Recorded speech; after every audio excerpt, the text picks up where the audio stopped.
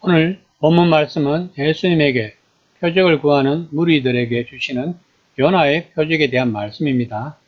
예수님이 더러운 귀신에 대해 말씀하고 있을 때 무리 중에서 한 여자가 당신을 뵌 태와 당신을 먹인 젖이 복이 있나이다 라고 외쳤습니다. 여자는 좋은 아들을 낳은 어머니의 복을 언급한 것입니다. 이 당시 문화는 자녀의 업적이나 능력 덕분에 부모가 존경을 받았다는 것 같습니다. 이에 예수님은 28절 말씀입니다. 오히려 하나님의 말씀을 듣고 지키는 자가 복이 있느니라 고 말씀을 하십니다. 하나님 나라는 부모에 대한 평가가 자녀의 신분에 따라 결정되는 나라가 아닙니다. 혈육의 성공으로 가족이 존중받고 높여지는 나라가 아닙니다. 다시 말하면 부모의 신앙이 좋다고 해서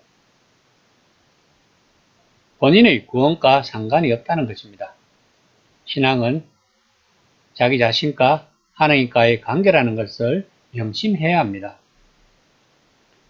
11장 29절 말씀입니다. 무리가 모였을 때에 예수께서 말씀하시되 이 세대는 악한 세대라. 표적을 구하되 요나의 표적밖에는 보일 표적이 없나니. 그 당시 자칭 메시아라고 주장하는 사람들이 수십 명이 있었다고 합니다.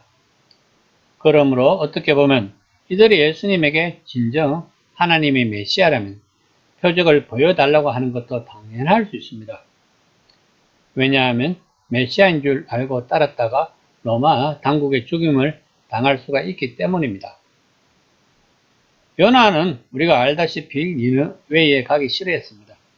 그래서 다른 배를 탔다가 물고기 뱃속에서 3일을 지냈다는 것은 우리는 성경을 통해 잘 알고 있습니다. 그런 요나가 니느웨에서 회개하라고 하니 니느웨 성읍에 있는 사람들을 회개를 했는데 왜 너희들은 하나님의 메시아인 내 말을 듣지 않느냐는 것입니다. 또한 남방에 와 있는 시바의 여왕은 솔로몬의 지혜를 듣기 위해 땅끝에서 왔는데 너희는 어찌 솔로몬보다 더 큰 자가 와서 말씀을 전하는데도 그의 사역이 바알세볼의 일이라고 말할 수 있느냐는 것입니다. 요나는 단기간에 하나님의 말씀을 전했어도 니느웨의 성읍 사람들은 회개를 했지만 지금의 이스라엘은 하나님의 아들이 와서 3년간이나 하나님의 말씀을 전하고 회개하라고 부르짖었지만 그들은 예수님의 말씀을 듣지 않는다고 누가는 이야기하고 있습니다. 우리는 여기서 누가는 이방인들을 위해 이 복음서를 썼다는 것을 알아야 합니다. 니느웨도 이방인 성읍이고 남방의 왕도 이방인의 왕이라는 사실을 알아야 합니다. 그러면 누가가 왜 본문의 말씀을 전하고 있는지 알 수 있을 것입니다. 하나님 나라는 이스라엘뿐만 아니라 이방인에게도 적용이 된다는 것입니다. 11장 33절 말씀입니다. 누구든지 등불을 켜서 음속에나 말 아래 두지 아니하고 등경 위에 두나니 이는 들어가는 자로 그 빛을 보게 하려 함이라. 악한 세대의 문제를 지적하신 예수님은 악한 눈과 건강한 눈의 이야기로 복음을 이야기하십니다. 등불을 음속이나 말 아래 두르고 켜는 사람은 없습니다.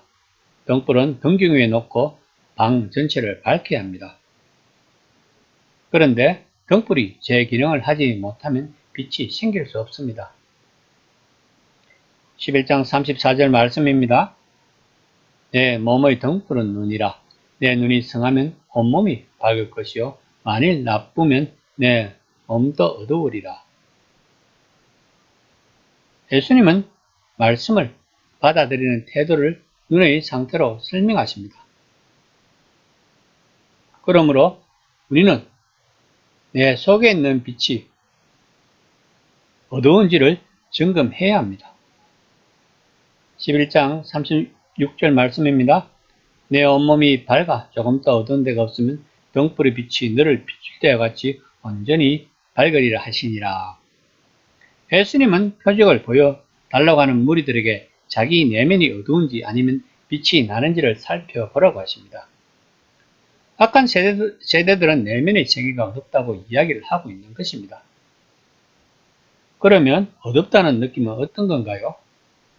뭔가 인생이 무거운 느낌입니다. 항상 불만이 많고 의심도 많고 짜증이 많고 그리고 항상 염려 속에 사는 인생이 아닐까요?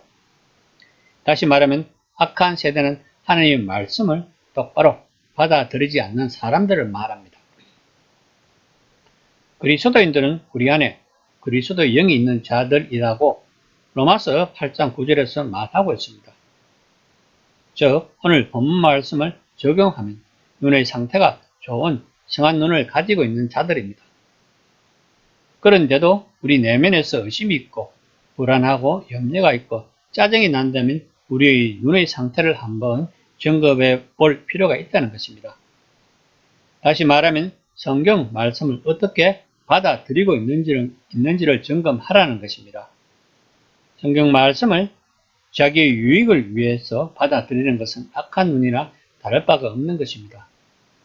하나님 말씀은 우리의 생사화복이 아니라 하나님에게 영광을 돌리는 삶을 살기 위해서 그리고 하나님 나라의 건설에 이바지를 하기 위해서 성경 말씀을 적용을 해야 하는 것입니다.